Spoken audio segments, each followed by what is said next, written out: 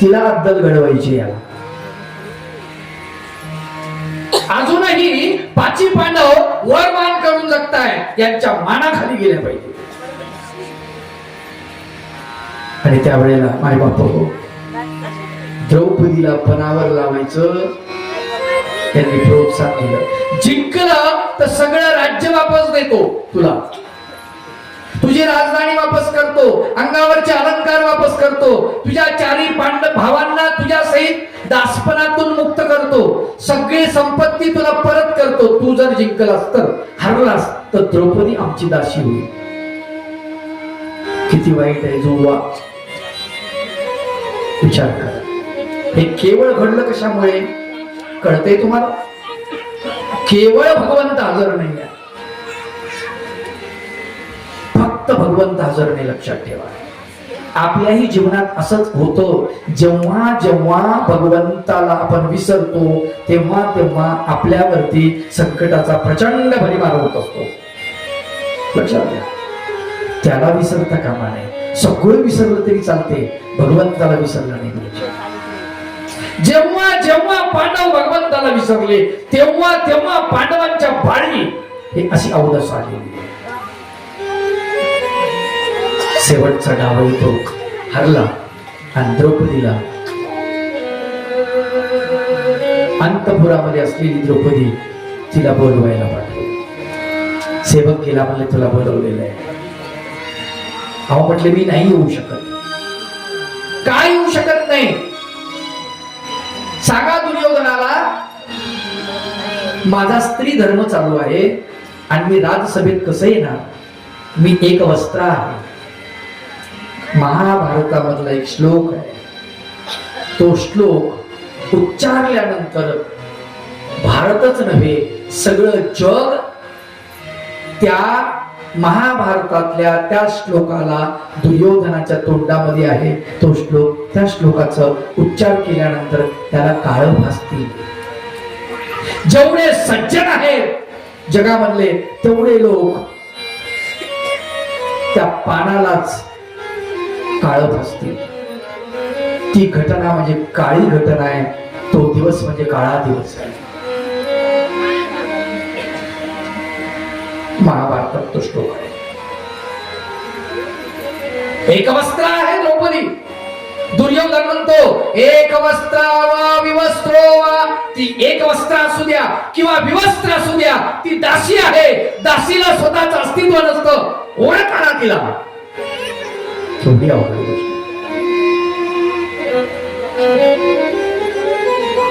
एका राजाची पत्नी, एका राजाची सून, भगवान गोपाल कृष्णाची बहीण, पराक्रमी असलेल्या द्रुपद राजाची कन्या, किती नाती तिला. 5 पती, बलाढ्य वीर, कुणाचंच काही चालत नाही. लक्षात. म्हणून संकट तुमच्यावर जेव्हा येतात ना तेव्हा फक्त आणि फक्त भगवंतच तुमचा पाठीराखा असतो. भगवंत. सगळ्यांकडे आषाढभूत नजरेनं पाहिलं. पितामह सांगा ना, मी दासी कशी आहे? गुरु द्रोणाचार्य, कृपाचार्य, मला दास्यत्व कसं घडलं सांगा ना, मी दासी कशी आहे? ती बोलते, प्रत्येकाकडे हात जोडते, विनंती करते, सगळ्यांना विचारते, जबाब विचारते, पण कुणीच नाही, कुणीच. भीष्मासमोर जाऊन तिने जे वर्णन केलेलं आहे ते वर्णन फार जबरदस्त आहे. मैं द्रौपदी कृष्ण की भगिनी द्रुपद सुता पांचाली हूं. कौन हूं मैं? पितामह मुझे जानते हैं? मैं द्रौपदी कृष्ण की भगिनी द्रुपद सुता पांचाली हूं. अग्नि कन्या पंचपतिव्रत कुरुकुल मर्यादा हूं. कुरुकुल की मैं मर्यादा हूं. राजसभा की आन बान और हस्तिनापुर की शान भी हूं. मुझे बताओ भीष्म पितामह, दुर्योधन की दासी हूं? मी दुर्योधनाची दासी आहे? धर्मराज तो धर्मवीर है, कहां उनका धर्म गया? नारी का सम्मान भरा कर अनबदलों के चरम गया। खेल खेल में मुझको खेला, खेल खेल में मुझको खेला, क्या खिलौना समझा था। चीज हो कोई या वस्तु हो, जाने क्या क्या समझा था। भोग वस्तु ना समझो हमको, ना करो अपमान कभी। भोग वस्तु ना समझो हमको, ना करो अपमान कभी। नारी को सुख देंगे तो ही सुखी रहोगे तुम सभी। कुरुकुल की उच्च पताका भारत में लहराई है। कुरुकुलाची पताका उंच संपूर्ण भारतामध्ये लहरत आहे ती म्हणते। कुरुकुल की उंच पताका भारत में लहराई है। दुर्योधन ने बदनामी की ये गंध भी फैलाई है।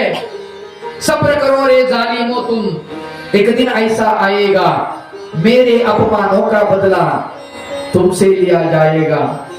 हे दुशासन याद करो ये मेरे बाण यूं खुले हुए, माझे जे केस आहेत एकदम खुले, लक्षात ठेव। हे दुशासन याद रखो ये मेरे बाल यूं खुले हुए, ये प्यासे हैं तेरे खून के, यूं ही रहेंगे खुले हुए। आणि तेव्हापासून तिने अंबाडा बांधला नाही, उघडे सोडलेले। सुनो सुयोधन कान खोलकर, सुनो सुयोधन कान खोलकर, नारी जब भी रोती है, स्त्री जेव्हा रडते ना तर तिचे अश्रू अश्रू नाही आहेत, ती सांगते सुनो सुयोधन कान खोलकर, नारी जब भी रोती है उसके आंसू बने समंदर अग्नि तूफान लाती है। तिचे आंसू आहेत ना समंदर आहे, तुला बुडवून टाकते, अग्नि तूफान येईल, लक्षात ठेव। राजसभा का दृश्य देख कर आज हिमालय लज्जित है, देरी से पर जरूर मिलेगा इसका दंड सुनिश्चित है। वेळ लागेल पण दंड मात्र याला भेटणार, दंड भेटणार। कुणीच कामात येत नाही तेव्हा ती भगवंताकडे हात जोडते, देवा प्रभुराया कोठे गुंतलासी द्वार की चराया, कोठे गुंतलासी द्वार की चराया, कोठे गुंतलासी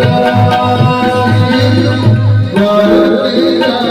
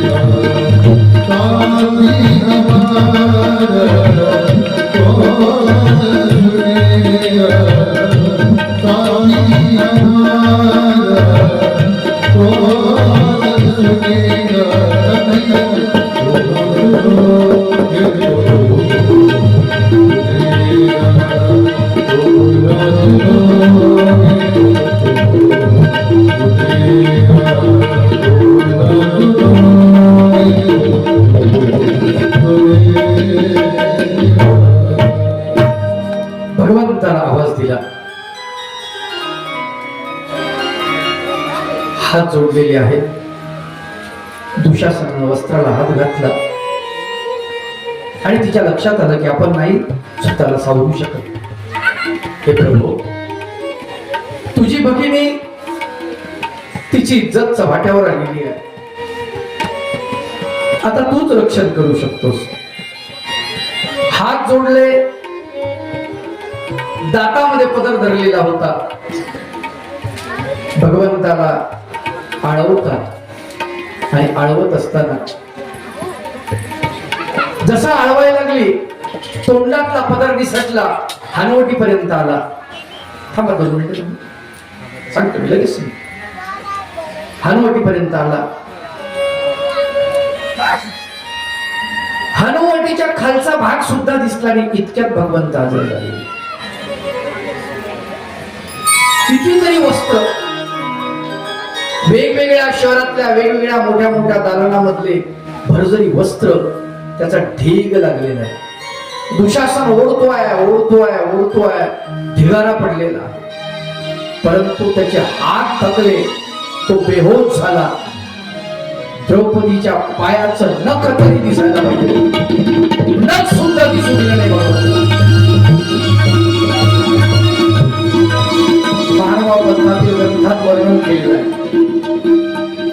वेगवेगळ्या ठिकाणचे वस्त्र कसे आले तुले. छापीव चिठ्ठा मुंबईचे, लांब रुंद ते खास पुण्याचे, लांब रुंद ते खास पुण्याचे, जाडे पडणे मालेगावचे, जाडे पडणे मालेगावचे, वैभवरीचे, धनवारीचे, सुंदर पात्र महेश्वराचे, सुंदर पात्र महेश्वराचे, एकूणचे ते हिरवेगार अहमदाबादचे पौष कुमार, सेरा काजळी काश्मीरीचा रुपेदार जरी पदराचा, एका होणी एक सवाई, कृष्णाने सवी बहुचतुराई, सोडविता मग झाली गाई. पीतांबर देखिला भगवान कि दिसतो सर्वांना, भक्तासाठी तो जग जेठी अवतरणा. वस्त्र पुरविले स्वदेशी सोडून गेला, वस्त्र पुरविले स्वदेशी सोडून गेला. भगवंताला वस्त्र पुरवलेलं आहे. भगवंत हजर झाले. म्हटले मी थोडं बाजूला झालो तर एवढं वाटलं. भगवंतांनी मध्यस्थी केली. 12 वर्षाचा वनवास, 1 वर्षाचा अज्ञातवास भोगण्यासाठी पांडव वनवासाला गेले. भगवान गोपालकृष्ण द्वारकेमध्ये आलेले आहेत. द्वारकेमध्ये भगवंत आले. इकडे द्वारकेमध्ये भगवंताच्या ज्या पट्टराण्या आहेत त्याच्यात सगळ्यात अल्लड, हट्टी, लोभस असलेली सत्यभामा. पण सत्यभामाला असं वाटतं कृष्ण भगवंत हे माझेच राहिले पाहिजे, माझ्या तावडीत राहिले पाहिजे. कोणाला असंच वाटतं? कोणालाही वाटतं.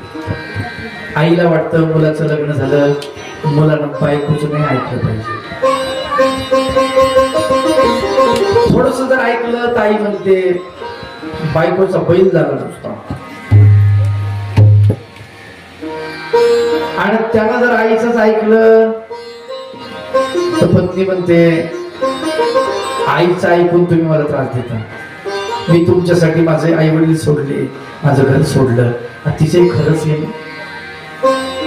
हा सुवर्ण मध्य कसा साधला पाहिजे माणसाने? सत्यभामाला वाटतं की कृष्ण माझ्या जवळ राहायला पाहिजे, त्याच्यामध्ये वाटेकरी नको. पण वाटे काही कमी आहेत का? 16,107 वाटे कृष्णाची नाही. सगळ्यांना ते वेळ द्यावा लागेल ना. द्वारकेला आल्यानंतर प्रत्येकी सगळं बोलावं लागेल. तुझी तब्येत बरी आहे का? चांगलं चाललंय का? बरं आहे का? नाही तर मग तुम्ही तिकडच जाता, तिकडच जा, तिकडच राहा, तिकडच खा, तिकडच झोपा, तिकडे येऊ नका, आमच्याकडे पाहू नका. सत्यभामेचं असं सुरू झालं. एकदा नारद मुनी आले. आल्यानंतर सत्यभामा म्हणते दादा, आता नारद मुनी जे आहेत की नाही सत्यभामेचे बहीण भाऊ होते दोघ जण, सत्यभामा आणि नारद मुनी. कारण हे ब्रह्मदेवाचे मानस पुत्र आहेत, मानलेले पुत्र नारद मुनी. आणि सत्यभामा ब्रह्मदेवाची मानस कन्या म्हणजे मानलेली कन्या. हे झाले दोघं बहीण भाऊ. म्हणे दादा असं काही उपाय आहे का रे? कृष्णानं माझ्यावरच प्रेम केलं पाहिजे, कुणावर करता कामा नये. म्हणजे कमी आहे का? हा म्हणे माझ्याकडे लक्ष नाही देत म्हणे देव. सोपा उपाय आहे. तुला कृष्ण आवडतात, जीवा पाड आवडतात. मी समजून सांगू शकत नाही किती आवडतात. नाही का? तुम्हें कोई और देखे तो जलता है दिल, बड़ी मुश्किलों से दिल संभलता है. तुम्हें कोई और देखे तो जलता है दिल,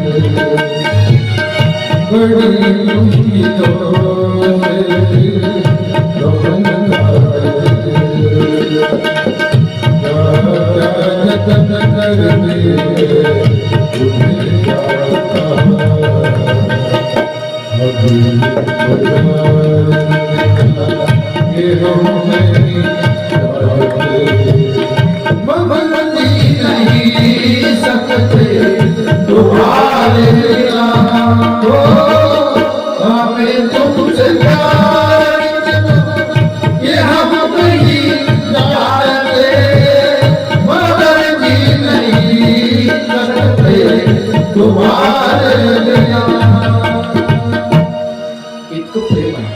हमें तुमसे प्यार कितना हे हम नहीं जानते. कृष्णावर इतकं माझं प्रेम आहे. किती प्रेम आहे नाही जाणू शकत म्हणे. मगर जी नाही सकते तुम्हारे बिना, तुझ्या वाचून जगणं नाही होणार कृष्णा. दादा सांग ना उपाय. म्हटले जी वस्तू आपल्याला जास्त आवडते ना ती वस्तू दान केली पाहिजे. असं मग त्याला काय होतं, त्यांनी त्याच्यातलं प्रेम जास्त वाढत असतं. असं ठीक आहे. लगेच पाणी आणलं. कसं काय करावं लागतं? मग त्याला विधी असतो. काय विधी असतो? फार पैसे नाही लागत म्हणे. पाणी घेऊन एक लोटावर पाणी आणलं, तांब्याच्या तांब्यामध्ये पाणी आणलं. समोर असा हात करायला लावला नारद मुनींनी. हा टाक म्हणे माझ्या हातावरती. कृष्णार्पण म्हण म्हणे. काय कृष्णार्पण म्हणू? श्री कृष्ण भगवंत कृष्णार्पण. मी नाही म्हटलं श्री कृष्ण भगवंत कृष्णार्पण. भगवंत सत्यभामेच्या मंदिरामध्ये नारद म्हणे काय चाललंय? म्हणले चला देवा, हे पोट लिहिलेलो, हे चिपळ्या घ्या, हे पोटली घ्या, हे बिना घ्या आणि चलो. अरे म्हणे कुठं? हम जहां जाएंगे वहां. बोले आप हमारे शिष्य हो, अभी तुम्हारा संकल्प विधि हो गया है, चलो हमारे साथ. दादा अरे असं काय करतोस म्हणे, असं काय केलंस म्हणे तू? तूच सांगितलं म्हणे. हे बा सत्यभामा, मी जास्त काही बोलत नाही. कृष्णार्पण केलेली जर वस्तू असेल ती कोणाची असते? म्हणजे ज्याच्या हातावर संकल्प सोडला त्याची असते. मग आता कृष्ण कोणाचा आहे? म्हणे तुझाच आहे रे दादा. मग मी घेऊन चाललो. अरे बाबा असं नको करू, तू सांगितलं असं की जास्त प्रेम वाढतं आवडती वस्तू दान केल्यानंतर, म्हणून मी केलं म्हणे. याला सोडवायला काही प्रकार घेऊन या. तर एवढं का तुमची तुला उभी, याला सोडवायला काही प्रकार म्हणे आहे ना, उपाय आहे. कृष्ण भगवंताच्या भारोभार जेवढं कृष्ण भगवंताचं वजन आहे तेवढ्या भारोभार सोनं द्यावं लागेल. म्हणजे तुला सोनं, सोनं हा म्हणजे ठीक आहे, एवढीच गोष्ट ना, ठीक आहे. आमच्या द्वारकेत सोन्याला काही कमी आहे का? म्हणजे आमच्या द्वारकेमध्ये सोन्याला काही कमी आहे का? म्हणजे अजिबात नाही. तुम्ही तिकडे लक्ष देऊ नका, इकडे लक्ष द्या. कथा चालू आहे, नाही तर मग अजून 1 तास लागेल कथेला. हे परत त्यांना थांबवायला होईल. मग मी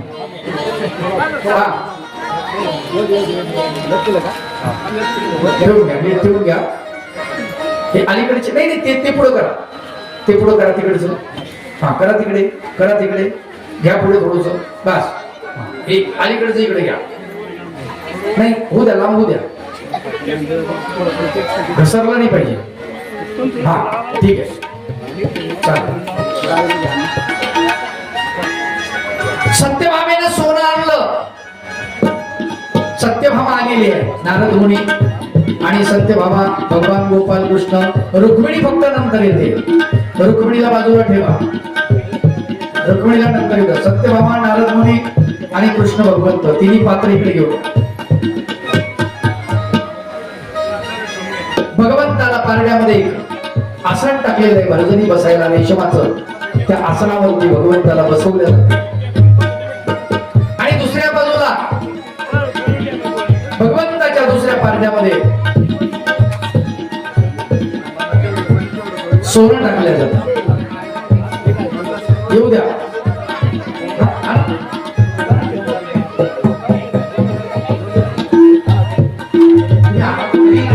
कृष्णाला बोलवा, बसवा. सत्यभामा इथे उभी राहा. नारद मुनी चला पुढे या.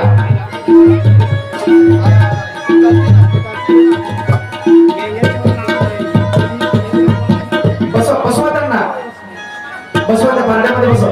हा बस.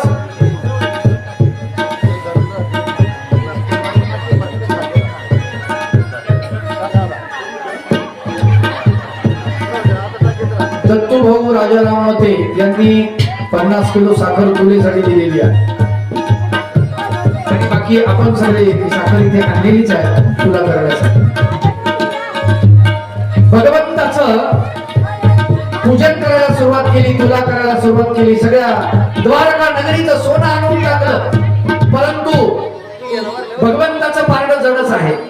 किती टाकलं तरी ते कमीच पडतं. भगवंताचं पारड हे जडच पडतं. पण त्या ठिकाणी सगळ्या जणांनी सोनं आणलेलं आहे. सत्यभामा रुक्मिणीकडे जाते आणि रुक्मिणीला बोलावून आणते. सत्यभामा रुक्मिणीकडे जाते आणि रुक्मिणीला बोलावून आणते. ताई तुम्ही चला, माझी चूक झाली. परब्रह्म परमेश्वर भगवान गोपाल कृष्ण यांना त्यांची तुला करायची आहे, तुम्ही चला. आणि रुक्मिणी येते. येताना बाईसाहेब नुसत्या हात हलवत काय येतात? अहो सोनं वगैरे टाकलं पाहिजे. ते घरून आण. अगं म्हणे देवाची तुला करायची, त्याला मापायचं तर सोन्यामध्ये मापता येतं का? त्याला भावामध्ये मापल्या जातं. आणि म्हणून सत्यभामेनं असं म्हटल्यानंतर रुक्मिणी देवीनं एक तुळशीचं पान आणलेलं आहे आणि तुळशीचं पान आणून रुक्मिणी देवी भगवंताला नमस्कार करते. देवा भगवंता, आयुष्यामध्ये मी कधीही कुणी आई देवी देवतेला भजली नसेल. मनामध्ये सतत तुमचंच नामचिंतन असेल. झालं का? झालंय का बरोबर? रुक्मिणी देवी पुढे येऊ द्या. तर हे पान टाकलं तुळशीचं. कशाचं घ्या? नागिलीचं घ्या. नागिलीचं आहे का?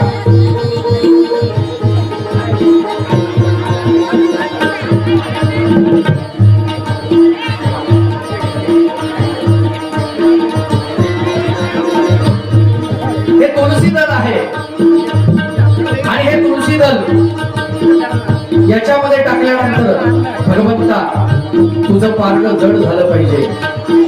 ते जड झालं, ते हलकं झालं पाहिजे, तुझी तुला झाली पाहिजे.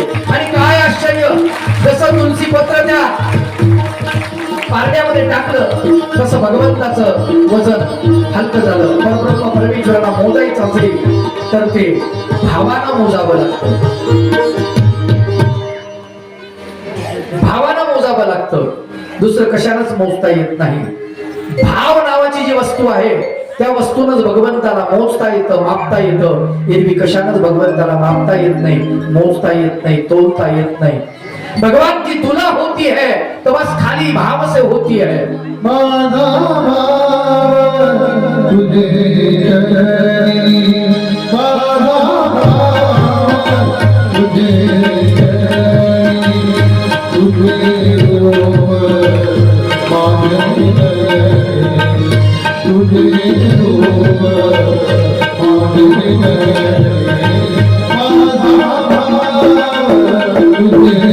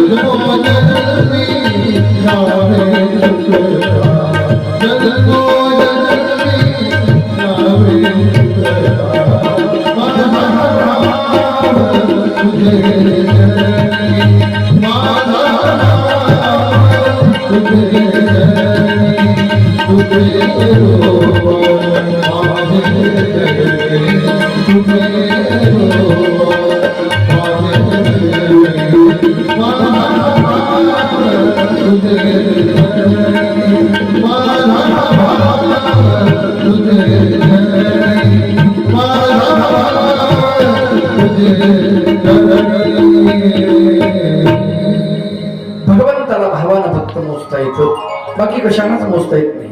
न काष्टे विद्यते देवो न पाषाणेन मनमये, भाव हि विद्यते देवो तस्मात् भावो हि कारणम्. भाव अत्यंत महत्वाचा आहे, दुसरं काहीच महत्वाचं नाही. पाय बापू,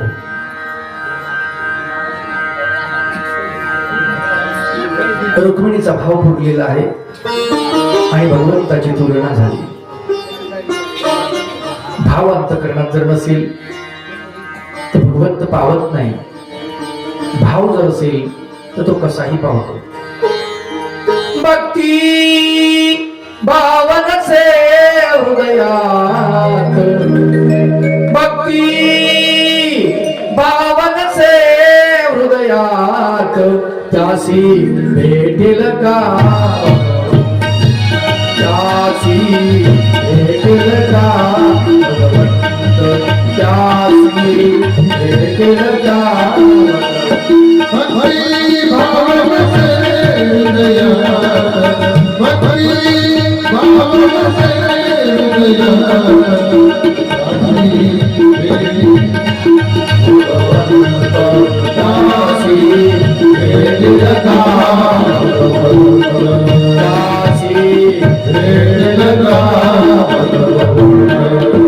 देवाचे कधी नाम नाही, शुद्धाचरण काही काहीच नाही, काहीच नाही. भगत असं किती बलवंत, भगत असं किती बलवंत, दासी भेटेल का भगवंत, दासी भेटेल का भगवंत.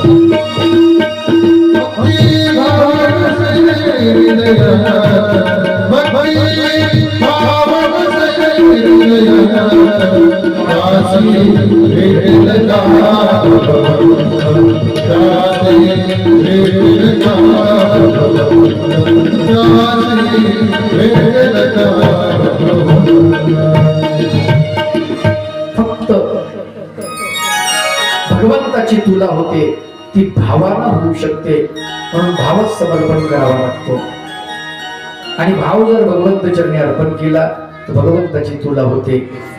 आजची मला वाटते एकादशी आहे आणि एकादशीचं जे पारणं सोडतात तुळशी दल अत्यंत महत्वाचं. पण योगायोगाला हा श्रीकृष्ण भगवंताची तुला आणि तुळशी पत्र वाहिलं आणि भगवंताची तुला केली ही लीळा आपण इथे सादर केलेली आहे. खर तर ही बालक आहेत आणि म्हणून भगवान गोपाल कृष्णाचं पात्र करणारी, नारदाचे पात्र करणारी किंवा रुक्मिणी देवी सत्यभामा यांची पात्र करणारी ही आजान बालकच असावीत. मोठ्या माणसांनी ही पात्र करणं म्हणजे अवघड गोष्ट आहे खरं पाहिलं तर, कारण त्यांचं अंतःकरण निर्मळ असतं. परब्रह्म परमेश्वराची तुला या ठिकाणी रुक्मिणी देवीने आपला भाव समर्पित करून केलेली आहे आणि भाव भगवंत चरणी अर्पण केला. भगवंताचं पारड वर गेलं आणि पान जे आहे फक्त तुळशी दल, ते पान तुळशी दल म्हणजे फक्त अंगणामध्ये तुळशीचं पत्र होतं म्हणून कुठलंही पान असेल तुळशीच पाहिजे असं नाही, नागिलेच पान पाहिजे असं नाही. भगवंताला कशाचीही पान चालतं.